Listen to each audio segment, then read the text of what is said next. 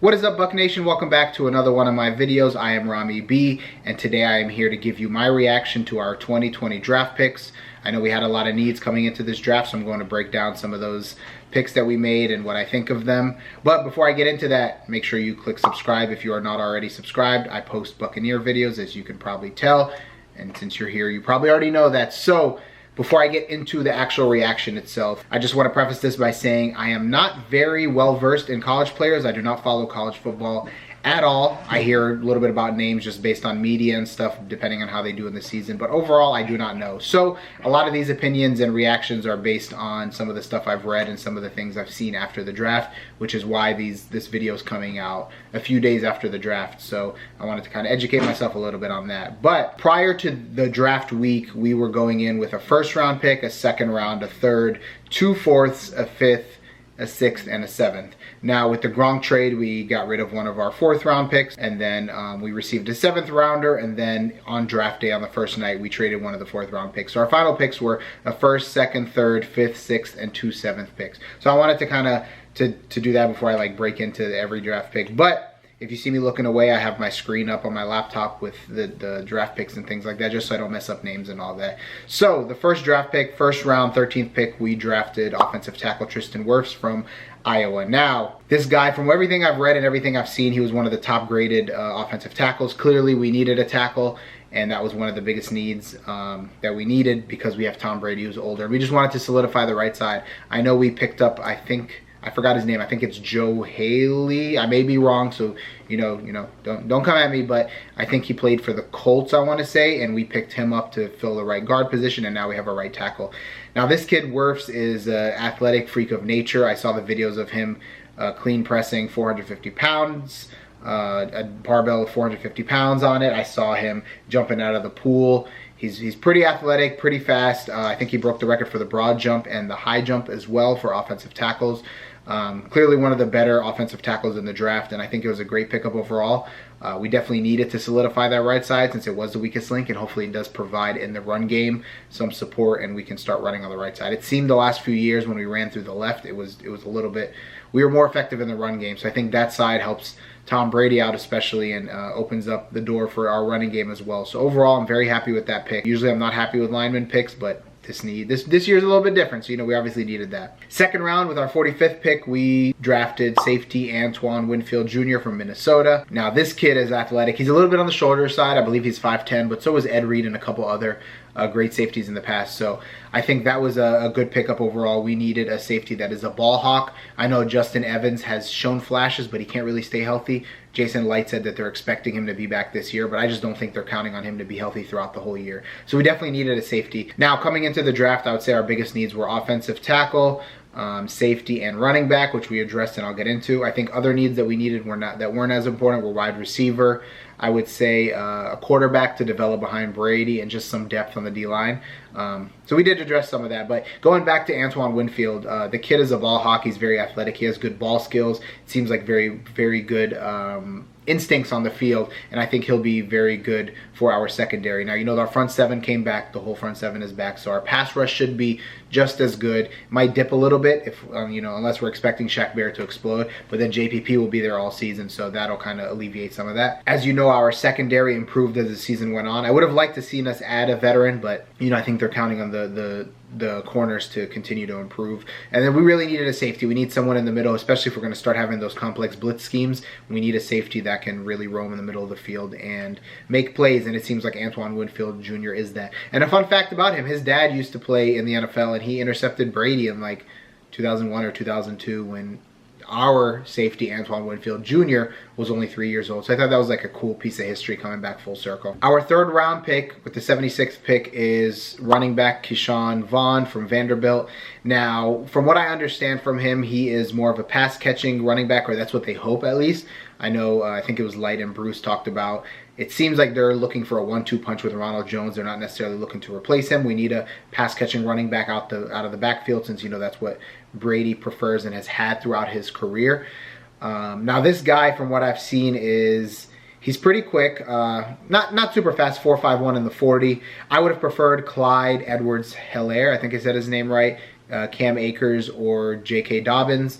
Unfortunately, Clyde went to the Chiefs, made him much better. Dobbins went to the Ravens, and now, you know, they're already potent running offense. It's going to be much more dangerous. I would have liked one of them. I don't know too much about this guy. I would have also been open to us trading for Leonard Fournette, since I know the Jags kind of reached out to the Bucs and tried working something out, but obviously nothing came about that. I don't know how I feel about Vaughn. He's not someone that I'd heard of before, and he's not someone that I really looked forward to. I think he's just more, like I said, a 1-2 punch with Ronald Jones to complement him, maybe a third down back, someone that can catch passes out of the backfield and, you know, maybe better on blitz pickup, but not too much. I hope he turns out well. I think our coaching staff and the front office is really high on Ronald Jones, seeing the improvement he's made year to year. So I think they're just hoping that the trajectory goes up as well. We obviously didn't have a 4th round pick, like I said, and in the 5th round with our 161st pick, we picked up wide receiver Tyler Johnson from Minnesota. We needed a 3rd receiver. Brashard Perriman is gone. I don't know if they were counting on Scotty Miller's going. I think they're counting on Scotty Miller to progress, but not necessarily be the number 3 receiver. Same thing with Justin Watson. So it looks like Tyler Johnson will fill the role. He can line up inside and outside. He's 6'1", 206 pounds. He has consistent hands, great body control and concentration. He can pinpoint the ball at high points. He can fight off some of those double teams and really make contested catches. So I think we needed someone like that. I obviously don't see him as being like a super focal point of the offense with Gronk, O.J. Howard, Cam, Evans, and Godwin, and you know, a better running game, better catching out of the backfield. I don't see Tyler Johnson making a huge impact on the field. Maybe he could. I mean, Brashard Perriman, until the injuries, wasn't really that productive for us. It was once the injuries came is when he started, you know, to get a lot more of the load. But as long as this dude can be a threat and catch the ball when we need him to, he can, you know, really make the offense a lot more potent. Our 6th round pick, 194th pick, is D lineman Khalil Davis from Nebraska. Like I said, we needed depth on the defensive line. We lost Carl Nassib and we lost someone else. I forgot his name. So we needed more depth. Now this guy, he lacks in frame and arm length from what I've been reading, but he has a very high motor, very quick first step, kind of like Gerald McCoy. He clocked a 4.75 at the 40, so he seems pretty quick. I don't see him being in there full time like our already starters with Vita Vea and Ndamukong Suh and our edge rushers, obviously. But I see him, you know, coming in during certain plays, maybe running downs. With Vea's, I think Vea plays more in the running downs. When it comes to passing downs, I could see Khalil Davis being in, but I see him taking a small role and improving throughout the season. I don't see him as being a big contributor, you know, not as double sack D lineman, maybe not even 5 sacks, but kind of plug the holes just like what our interior linemen are expected to do now. With our first seventh round pick, the 241st pick, we picked linebacker Chappelle Russell from Temple. Now, I see him more as a special teams depth guy. Obviously, our linebacking core is amazing with JPP, Shaq Barrett, and then you have obviously Devin White and Levante David. I don't see a linebacker coming in and taking one of their spots, obviously. I don't see him as kind of the pass rushing linebacker, but I don't see him replacing Levante again or Devin White. But I do see him as more of a depth guy, special teams guy, can come in on certain downs. You know, potentially in the future as Levante gets a little bit older, kind of fill into that role. And then our last pick of the draft, the 245th pick in the 7th round, we picked running back Raymond Calais from Louisiana Lafayette. Different than Vaughn, different running style. I know Bruce called him a human joystick.